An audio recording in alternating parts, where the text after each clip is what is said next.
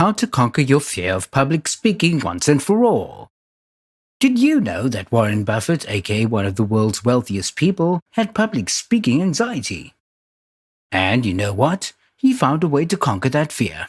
When faced with the daunting challenge of explaining and teaching investing principles to people older than and even twice his age, he found a way to force himself to master public speaking. Now, people hang on to each word he says. Do you want to achieve the same results?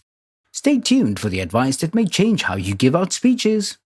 Our first tip to getting over your fear of public speaking for once and for all is this: practice. And we don't just mean practice memorizing and rattling off the speech you've prepared. Approach this in a more logical way. Practice in front of a mirror and watch how your facial expressions look, what your gestures are like. Keep an eye on your body language, and just as if you're talking to someone else, pay attention to whether you look welcoming or not. Your goal here is to achieve a calm demeanor and to be in control of yourself while speaking. Being afraid of your audience, and by the extent giving a speech and fretting about all the bad things that could happen, is a self-fulfilling prophecy.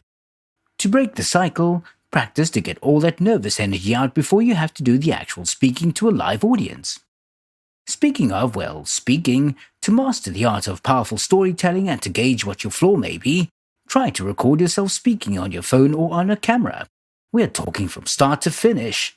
Record your speech, then listen to it. You'll be able to pick out what you want to improve, where your strong points are, and even if it's something as simple as figuring out you need to raise your voice more, now you have a warning. We know that listening to the sound of our own voices recorded can be cringy, but that makes it even more important to get used to your own voice. Practice with someone you know.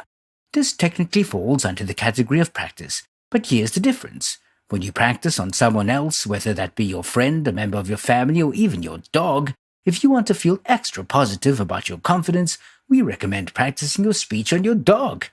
But anyway, pets aside, when you do this, you open a window for that person to critique your speech, and that's good. We want that.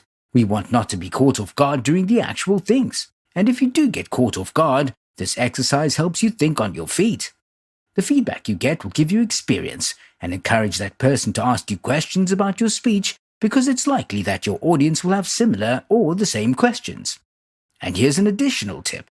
When you want to relax and get ready for a speech, consider turning or dimming the lights. There's a reason comedians prefer dimly lit spaces. This reduces anxiety and helps people feel more concealed. Choose a topic you care about. It goes without saying that to master public speaking, having a great topic launches you halfway there to giving a great speech. So pick something you care about, and not just that, but a subject you can passionately speak about from the heart and is something you feel like people could benefit from. You'll be more comfortable and on familiar grounds as you're deep in your element. And since you're so comfortable with this subject, if you do get lost or get asked a question, you'll be able to bounce back quickly. Speaking of this, prepare before a speech by considering what questions you may get asked and have your answers ready. About your presentation. This is a valuable tip that goes a long way, so listen carefully. Never memorize your speech word for word. Experienced public speakers only memorize key points and have prompts prepared as well as examples. There's an Ernest Hemingway saying that goes like this: in order to write well, you must know 10 words about the subject for every word that you write. Otherwise, the reader will know that this is not true writing. This also goes for public speaking, and it makes you look brilliant as well. And instead of just 10 words for each word in your speech, why don't we bump that number up to 20 or 50? Then the audience will know you understand what you're talking about. What to lead with. Starting your speech with a bang preps the audience for you and makes you even more likable. Now, how to start a speech strong. Try leading with a question, or do a variation of a story of a puzzle. When you open your speech with a question or a puzzle, it forces the audience to think and linger on the idea rather than the speaker. See now, they're too busy to judge, and if you choose to lead with a story, the audience focuses on the narrative and the plot and characters instead of focusing on the storyteller. Breathe. Breathing exercises are a lifesaver when you perform them right. Focusing on your breathing is wildly beneficial, and it's severely underrated. Before you get on the stage or step up to the podium, take one deep, slow breath, then another. Calm yourself and lower that racing heartbeat. And hey, when you focus on your breathing, your voice may end up having more resonance. In the end, You'll appear collected, more relaxed, and your speech will resound powerfully with your audience. And you won't speak too fast or too slowly if your breathing is regulated. Don't ignore your audience. This is beyond just saying the words of your speech. To fully conquer your fear of public speaking, you need to face the music instead of ignoring your audience. Nervous speakers often try to ignore the audience, but not only does this potentially make you less engaging, but you won't notice it when people seem interested in what you're saying, or if they have questions that may help you. And guess what? When you ignore your audience and have zero communication with them, you'll eventually fall back on focusing on your nervous thoughts.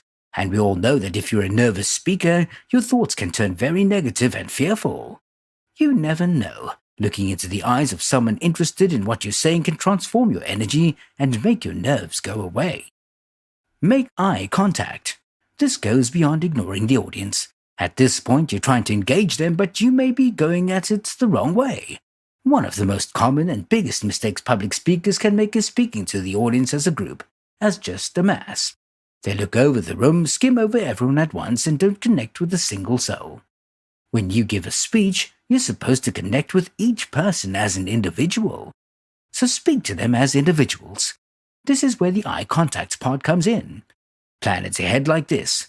For each thought or each full clause, maintain eye contact with just one person, then move on. This way, you've connected with each individual and made them feel special. The more you practice this, the less nervous you'll feel.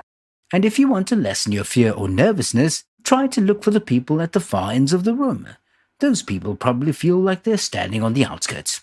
So when you engage with them, hold eye contact with them, acknowledge them, your likability levels skyrocket. Your speech will be memorable because of your kindness and attempts at inclusions. Don't be afraid of a little silence. What's your worst case scenario of public speaking? Forgetting what you're saying? Can you feel your mind going blank and see the audience's expressionless faces staring back at you? We won't minimize your anxiety by saying it's all in your head. In truth, on the stage and in the seats below, your moments of blankness isn't the eternity you've imagined. It's just a few seconds. And guess what?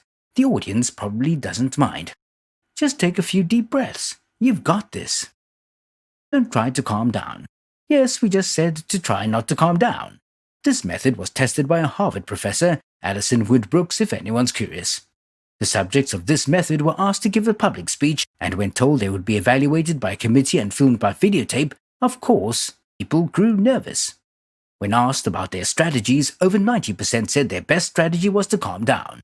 Only those people ended up giving speeches that were found lacking, engagement and confidence-wise. So what can we do instead of trying to calm down? Instead of saying, "I'm calm" to yourself, try to hone all that nerves and extra energy that you have and think, "I'm excited."